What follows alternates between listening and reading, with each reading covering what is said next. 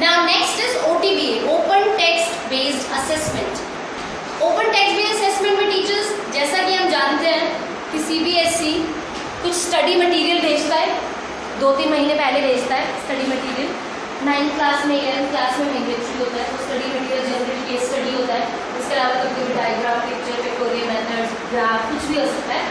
और स्टूडेंट से उस स्टडी मटेरियल के बेसिस पे ऐसे 2 में क्वेश्चंस पूछे जाते हैं जो कि 10 नंबर के होते हैं। ये होता है हमारा। अब जनरली होता क्या है, स्टूडेंट्स को अगर बांट दें हम पहले ही स्टडी मटेरियल, तो वो उस पर्टिकुलर कॉन्सेप्ट को, उस पर्टिकुलर टॉपिक को हर एंगल से समझने की कोशिश करता है। नेट पे भी जाता है, टीचर्स के पास भी आता है, आप भी ज़रूर क्लास में उसके बारे में डिस्कस करते होगे, क्योंकि 10 नंबर बहुत इंपॉर्टेंट होते हैं कि 10 नंबर तो एटलीस्ट सेव कर लो। क्लास में भी डिस्कशन होती है, बच्चा हर एंगल से उसको समझ पाता है, क्योंकि उसे इस टाइम पे क्वेश्चंस नहीं पता कि क्या क्वेश्चन आ सकते हैं, इनडायरेक्ट क्वेश्चन। और जो क्वेश्चंस आते हैं जनरली वो हायर ऑर्डर थिंकिंग स्किल्स के ऊपर बेसिस होते हैं कि आपने ये कॉन्सेप्ट पढ़ लिया, अब इस कॉन्सेप्ट की एप्लीकेशन क्या है और आप क्या समझ रहे हो इस कॉन्सेप्ट से, ओपिनियन क्या है आप।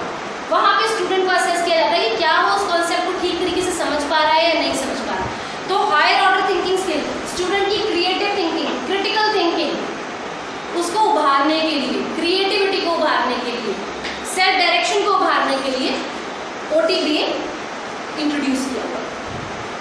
बेनिफिट्स टू स्टूडेंट्स, अब CBSE क्या कहता है कि बेनिफिट क्या होंगे स्टूडेंट को OTBA के। Training in effective use of memory. अब स्टूडेंट ने क्लास में भी वो चीज़ डिस्कस की, इंटरनेट में भी किया, अपने फ्रेंड्स के साथ भी उसने वो टॉपिक को डिस्कस किया, 4-5-6 जगह जब उसने डिस्कस किया, अब वो एग्जाम में बैठा है, अब क्वेश्चन आया है, इनडायरेक्ट क्वेश्चन, अब वो ये सारी चीज़ों को रिकॉल करने की कोशिश करता है और उससे अपना जो भी उसका कॉम्प्रीहेंशन होता है वो उसमें लिखता है। तो training in effective use of memory. Information processing skills आ रही है, क्योंकि अभी उसने सारी इन्फॉर्मेशन, मैम ने भी कुछ इन्फॉर्मेशन दी है उसको कि बेटा ऐसे ऐसे क्वेश्चन आ सकते हैं, ऐसा क्वेश्चन आए तो इस टाइप का आंसर लिखना, इस तरीके से शुरू करना, इस तरीके से एंड करना। स्टूडेंट्स ने आपस में भी कुछ डिस्कशन किया है, इंटरनेट पे भी, तो सारी मेमोरी तो यहाँ पे है, सारी इन्फॉर्मेशन तो यहाँ सेव हो गई है। अब उसको लिखेगा तो वो क्वेश्चन के अकॉर्डिंग ही, क्वेश्चन जिस टाइप से पूछा हुआ है, तो उन सारी इन्फॉर्मेशन को प्रोसेस कैसे करना है वो यहाँ पे स्टूडेंट सीख रहा है। एनहेंसमेंट ऑफ कॉन्सेप्चुअल लर्निंग, अब उसे समझ आ रहा है कि मैं इस कॉन्सेप्ट का इन एंड आउट समझ गया हूँ, तो किसी भी टाइप का मुझसे क्वेश्चन पूछ लो, I will be able to answer. तो उसमें कॉन्सेप्चुअल लर्निंग इंप्रूव हो रही है। Long lasting and effective learning हो रही है उसकी, क्योंकि वो कॉन्सेप्ट समझ रहा है तो वो कॉन्सेप्ट भूलेगा नहीं, इन एंड आउट को समझ पाएगा।